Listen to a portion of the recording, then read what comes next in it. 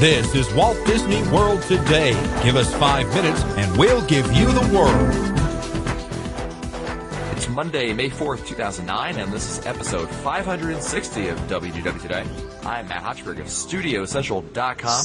Joining me on today's show is Len Testa, co-author of the Unofficial Guide to Walt Disney World. And Len, do I hear correctly you're going to Disneyland this week?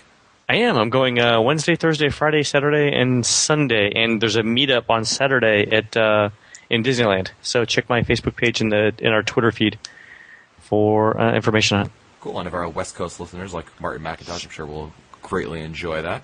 I think it should be fun. Cool. Also joining us on today's show is Mike Scopa, a senior feature writer and blogger for alleears.net. Welcome, Mike. Thank you, Matt, and a special shout-out goes to Deb Wills and Mary Newell for their Washington, D.C. Avon Walk for Breast Cancer. Very good job this past weekend. Nice job, ladies. Yes, very nice. And let's not forget the man behind the women, of course, Mike Newell, who... That's right. who just watched them do it. Behind every good woman is a man of some kind. Recording them. Recording them? Jeez. Ooh. On today's show, we are going to be talking about Disney Quest. And it's on a topic we've not really covered in depth before. I had the opportunity to go to Disney Quest for the first time about 2 weeks ago, per Len. I had to do some... someone has to do some research around here. Someone's got to do some work. First time, wow. Yes, my first time ever. Now, Len and Mike, you both been there. When was the last time you guys were there? Out of curiosity. This is 2008, so... Oh, geez. This is 2009. 2009. Yeah, okay. Reagan administration. It's been a while. Dewey wins. Nice.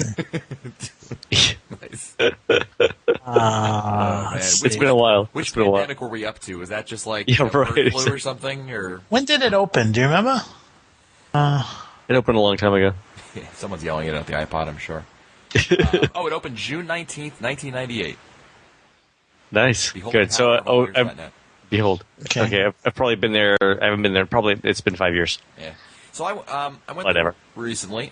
Basically, how it works is you pay a fee to get in there. There's an admission cost. For the regular admission cost is going to run you at the gate. It's $42.60 for adults, $36.21 for children. You can get a slight discount if you order in advance. Also, some places, off-site places, will offer discounts as well on tickets. You can usually get a decent deal into like the 30s, usually for an adult. If you buy like at a place like Maple Leaf Tickets or the official ticket agency, one of those kinds of places, you can get a decent deal on that. And, of course, if you're a premium annual pass holder, you can get it for free or included in your admission, however you want to look at it. Woo. And, of course, the Water Parks and More option also allows you to get access to Disney Quest. The park hours, basically, it's open every day at about 11:30 a.m., and it closes Sunday through Thursday. It closes at 11, and Friday through Saturday it closes at midnight, according to alleears.net. Disney Quest is, of course, located at the downtown Disney, at the west side, right by Cirque du Soleil. That's the official. Oh, sorry, that was the translation. Nice. Cirque du Soleil, right Nice. there at west side. So, basically, the first thing was, I had never been there before. I went there for the first time in 2 weeks, and I don't know about you guys, but it had the Cyberlator, which, of course, brings back many memories to the Hydrolator. And I asked the cast member about it. And did he say it moved? Yeah, he said it actually does go somewhere. I said, just like the Hydrolators. So that was... Oh, you're Matt Hochberg. Yeah, I thought it was pretty cool, though. I mean, you get into these elevators, and what happens is there's a huge mirror in there, and the genie from Aladdin appears and does this whole spiel. I thought it was actually pretty entertaining and pretty cool. How were the effects? I thought they still held up. I mean, I hadn't seen them before. I thought they were on par with what I would expect, in terms of entertainment at Disney. I thought they were pretty good. That was actually rather impressive for there, I thought. But, once you get in there, there's a couple of different zones, as they're called. There's the Explore Zone, the Score Zone, the Create Zone, and the Replay Zone. Basically, there's, and correct me if you guys feel otherwise, basically there's like two components to Disney Quest. There's what I would call the signature Disney Quest attractions, and the video games that they also put in there as well. You know what I mean? So there's like things that are like special to Disney Quest, and then you've got your skee ball, pinball, arcade games galore. So let's start with the actual Disney Quest games, the ones that are signature, the ones that are really cool there. And let's start out with let's start in the Explore Zone and Pirates of the Caribbean: Battle for Buccaneer Gold. How is that?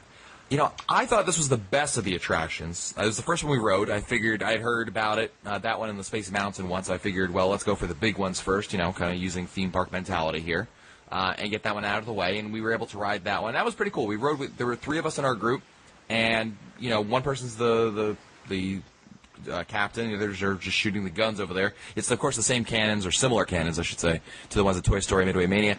The graphics, and this is gonna be true of everything over here. The graphics looked dated, certainly. I mean, this is 2009. That's what I'm concerned about with that. It's just that I think some of the attractions were manageable, like they were adequate, and some were just god awful. And I'll talk a little bit more about that a little bit later. But Pirates of the Caribbean, I thought was decent. It was fun.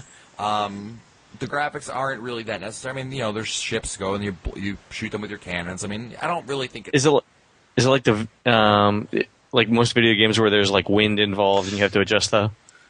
No, I mean this is like it's like a simulation. It's pretty okay. Yeah, but the boat does like rock back and forth, makes it kind of cool. It really does require some teamwork. Often there were 3 of us, and there's like 2 or 3 cannons on each side of the ship. So basically there was one person driving and one person on each side, and often we would switch sides. All of us would go to one side to shoot the cannons on that side to really maximize our score and go back to the other side. It was fun. There's only like 3 or 4 rooms, so the line for the rest of the day was really kind of long for that one, as it is kind of popular. But I thought it was fun. I would, on a A through F scale, I'd probably give it a solid, maybe a B at most, maybe B minus or something like that. It was fun. I thought we all enjoyed the time over there. What are your thoughts on Pirates of the Caribbean? Yeah, I've done that, and I did it the first year it came out. It was much better than they had a Hercules. I think they had a Hercules attraction in there before, where you would throw lightning bolts at I don't know who you would, but so the thing was that with the Pirates, it was much better. It was more interactive. I think they did a pretty good job with the simulation. It might be dated a little bit by now, but I'd say, Matt, you're right on with the B, maybe a solid B. I wouldn't go as far as give it a B plus, but I'd say a solid B. Yeah, I think so. Yeah. The next one we rode was the Virtual Jungle Cruise. Oh, that's fun. Nice. Now this one looked really cool. You're basically in a raft that you get in the raft, and then the raft kind of lifts off the ground via this huge, it's like an air compressor thing, right? Yeah. It's fun. It was all right. The problem was like at a certain point, like basically you have to paddle. You each get paddles, and there's little sensors on the bottom of them, and as you group paddles, it kind of shows you where you're going on the path. I thought, again, it's dated graphics, and this kind of stuck out more than anything. You have everything is like 2-dimensional. There's no third dimension to the dinosaurs involved over here that you're seeing. Right. But the weird thing that for me was that I mean halfway through I personally kind of got, I don't know, it didn't really do much for me. I kind of got like sick of it. I was like, whatever, like we kept on running into the walls of the which probably speaks more to our group paddling than anything. How many people were in your group? 3 again. It was interesting. I mean, at certain points when you go down like a waterfall, you get there's actually water splashes in your face. It was all right, but again, I think the graphics were more of an issue here than in Pirates before. What do you guys think?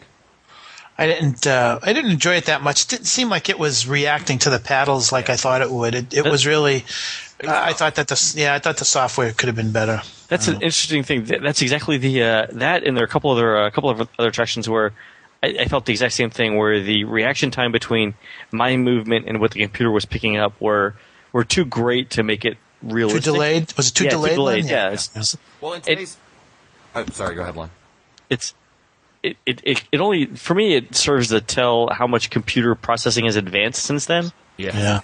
Well, I mean, certainly in the age of the Wii, currently, the Nintendo Wii, right. I mean, you really see a huge difference there. Where in the Wii, it's very, as you move your hand, I mean, that's what your character is doing. And here, I mean, you definitely see differences. But again, Jungle Cruise, you know what? It was still somewhat entertaining. We enjoyed it to a degree. None of these, I mean, Pirates probably would have liked to have ridden it again. Jungle Cruise probably not so much. Right.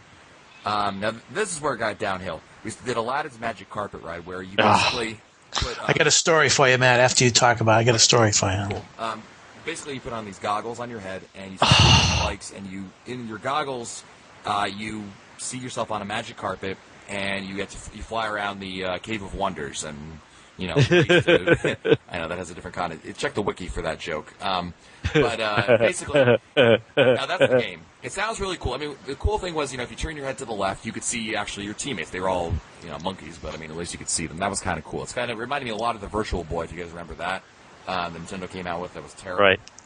But the graphics were god awful. I mean, this is like Sega Genesis graphics. Yeah. I mean, something that like really. I mean, it just shows it's aged terribly, and that really took away from the whole experience. I thought, especially being in 2009, and it's just. Unfortunately. So what's your story, though, Scope? Well, back in the mid-'90s, we were going through Epcot, and there was an area behind Spaceship Earth. It was called Interventions Behind the Scenes or something like that, and it was a tour. So we went in there, and one of the cast members asked for a volunteer, and she grabbed my daughter, Holly. So Holly was taken into another room or whatever, and we got to the room. She's on this vehicle, and it was a prototype for Aladdin's Magic Carpet Ride, and they had I remember doing this. Go ahead. Yeah, they had the helmet on her head, and they were saying, okay, we have a volunteer, Holly, blah, blah, blah. And what you're seeing is what she's doing, and this is it was, back then, Len, it was called Disney Vision, I believe it was called. And it was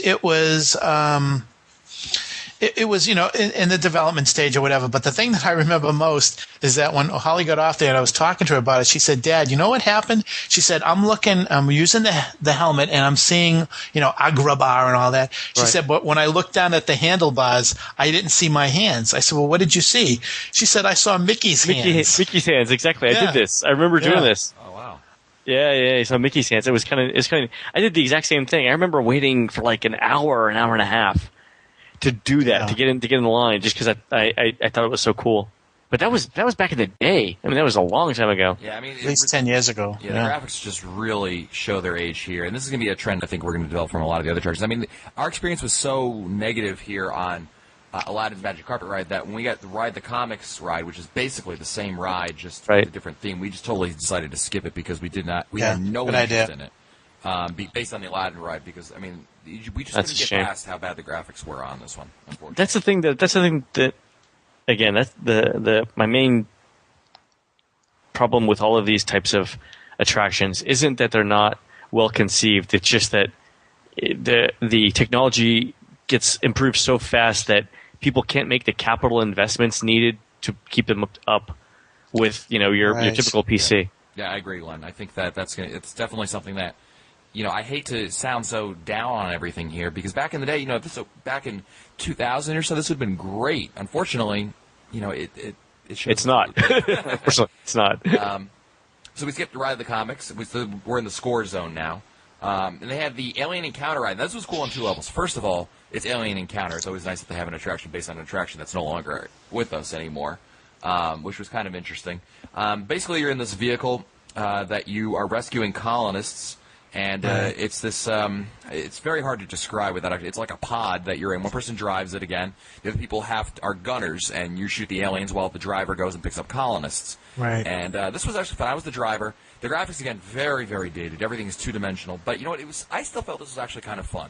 As you move the vehicle, the pod moves. It's like the pod basically is supposed to be like the spider-looking robot. Yeah. And so like a spider monkey. It's not quite. But it was the gameplay I thought was actually kind of fun. Not to say that I would want to go do it 8 times in a row, but I kind of did enjoy that one a little bit. Being at least the driver. I don't know how the gunners felt, but we all also it helped that we were all making Alien references. Nice. Like, game over, man, game over. That's the only Alien reference. That's awesome. Off the top of my head. But that one was all right. Again, very old graphics. The Mighty Ducks Pinball Slam. Okay. This one sounded cool. What it is bumper It did? cars. Yeah, for sort of, Emilio Estevez fans, what? at first I thought it would be really... You know what? I have to say, I take this back. has his career not gone downhill? Didn't he break up with Paula Abdul? No, this was even worse. No, I'm confusing attractions. That's a good thing. The Mighty Ducks Pinball Slam is this... I never understood this one. You stand on what's basically a pogo stick anchored to the ground, and you have to move your body in this like I don't get that thing. There's a huge screen in front of you. There's like you play with other people, so it's kind of like the same setup as like the the game at the end of Mission Space, where everyone plays together. Same kind of setup. There's a huge screen and everyone's kind of looking at it.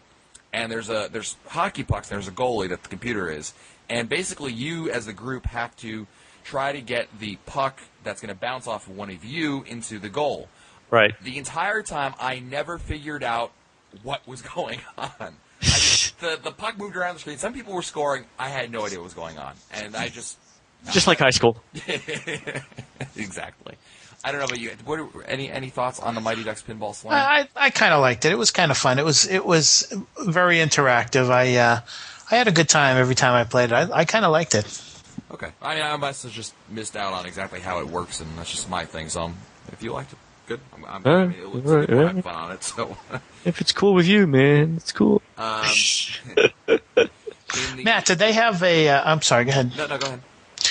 I was thinking about another game that I remember back when my son and I played. It was like an Indiana Jones game where one person would be driving a vehicle underneath the floor looking for medallions while the other person looked at a video screen and was guiding his partner. Do you remember that?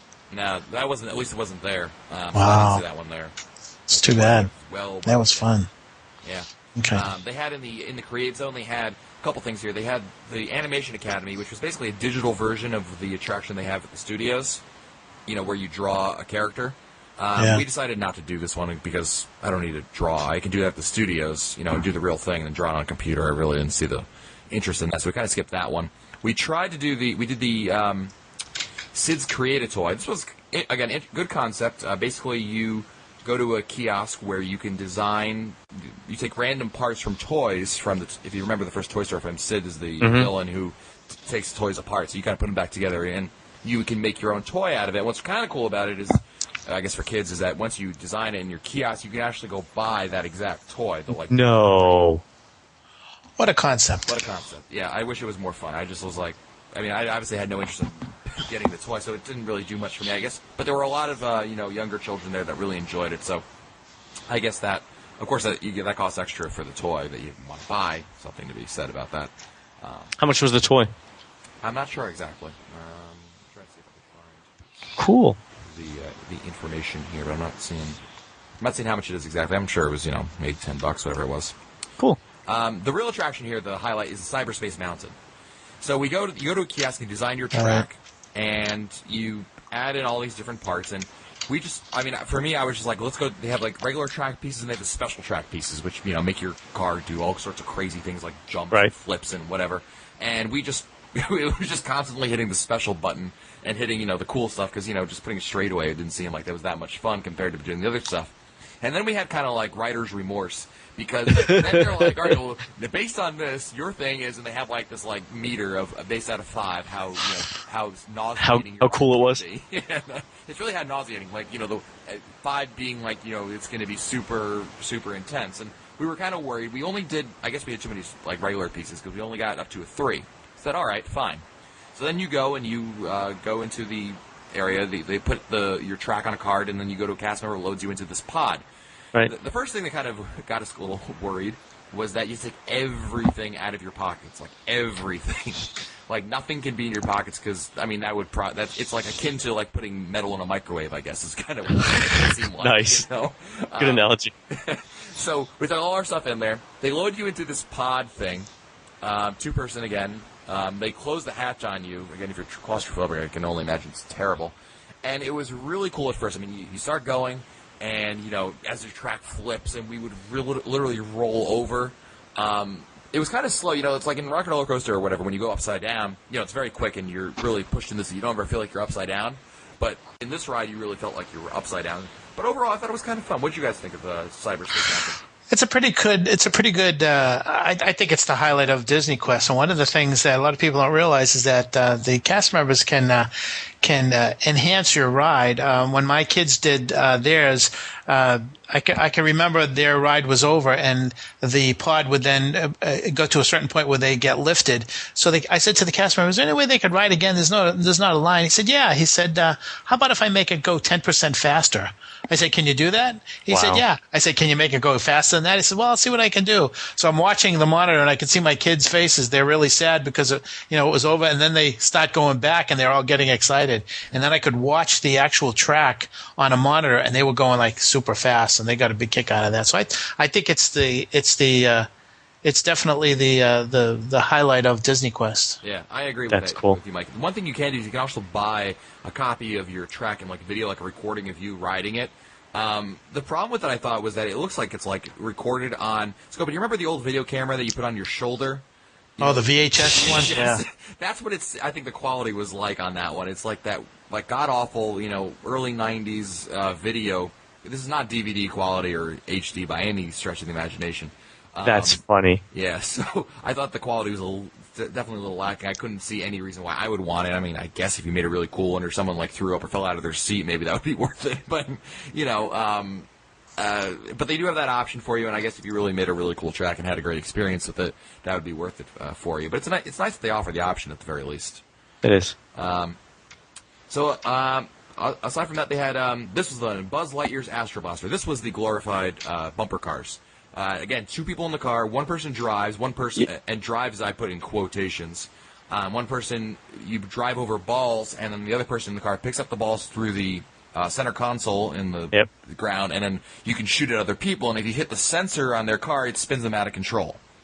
That's the theory. First of all, the driving was. I mean, it handles like a dreidel, basically.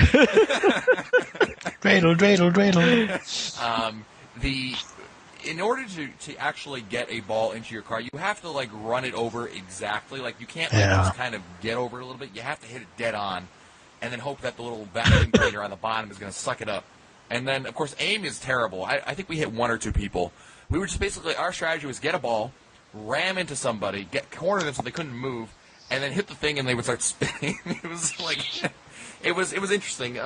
Again, can't say I would want to play it again, but definitely again no graphics here per se, but it's bumper cars, Yeah. So didn't really do a whole lot for me. What did you guys think of Astro Blaster? Pretty lame.